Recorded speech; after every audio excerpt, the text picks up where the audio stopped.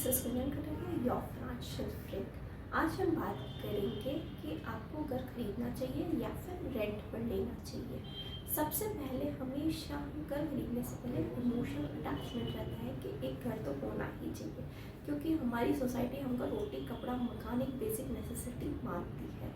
But उससे पहले मैं ये जानना चाहूँगी कि इमोशनल के साथ साथ आपको एक फाइनेंशियल एंगल भी देखना चाहिए आपको पर्टिकुलर एक घर खरीदने से पहले।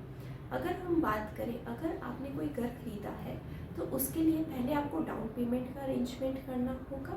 सेकंड, उस पर जो भी लोन आप लेते हैं उसका इंटरेस्ट पेमेंट या ईएमआई के लिए आपके पास एक रेगुलर इनकम होनी चाहिए।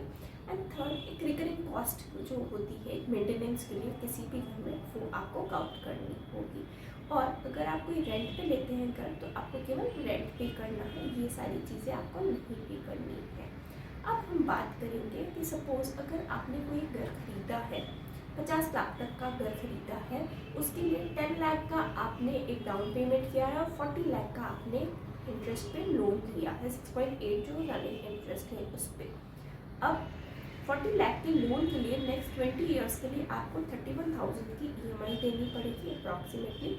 और अगर हम यही ईएमआई और जो आप रेंट पे कर रहे हैं 50 लाख के घर के लिए, आपको 10 से 12,000 का रेंट पे करना पड़ेगा। तो आप देख सकते हैं दोनों में स्लाइटली 20,000 का डिफरेंस है कैश फ्लो का एवरी मंथ आपकी इनकम में। अब इस 20,000 को हम कैसे यूटिलाइज कर सकते हैं फॉर आवर फ्यूचर गोल्स। अगर इस 20,000 को every month we invest in SIP at 12% of rate of interest, तो you will get approximately 1.2 CR का आपका एक कॉर्पस होगा। और जो 10 लाख आपने डाउन पेमेंट के लिए दिया है, उस 10 लाख को भी अगर आप इन्वेस्ट करेंगे तो you can see up to almost वो 1 CR के आसपास होगा आफ्टर 20 ईयर्स। 2.2 CR का आपका एक कॉर्पस होगा। बट अगर आपने कोई घर खरीदा है तो ऑब्वियसली आप वो घर कभी भी अपने फ्यूचर गोल्स के लिए सेल आउट नहीं करेंगे। हमेशा अक्सर घर लेते हैं तो उसमें एसेट का भी देखा जाता है कि हमारी इस एसेट का एप्रिसिएशन होगा। अगर आप फ्लैट लेते हैं तो फ्लैट में एप्रिसिएशन नहीं होता है, बट अगर आप घर लेते हैं तो घर में आपको अच्छा एप्रिसिएशन मिल जाता है। तो इसके लिए मैं बोलूँगी अगर आप उसका एप्रिसिएशन भी देख रहे हैं तो उस केस में हो सकता है एप्रिसिएशन प्लस ये इन्वेस्टमेंट सेम हो।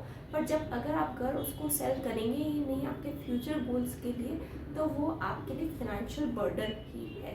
तो हमेशा ये बात सोचिए कि अगर आपके पास कोई एक्स्ट्रा अमाउंट है, आप ज़्यादा ओवरलोड नहीं करें, ईएमआई का एक एक्स्ट्रा अमाउंट है, या फिर एक मिनिमम बजट के घर में अगर आप रह सकते हैं या उसी से आप एक रेगुलर जो आपकी लाइफस्टाइल है वो सर्वाइव कर सकते हैं, तो आई वुड सजेस्ट आपको घर लेना चाहिए। अदरवाइज रेंट पे लेना property is better option compare to purchase of any new house. Thank you.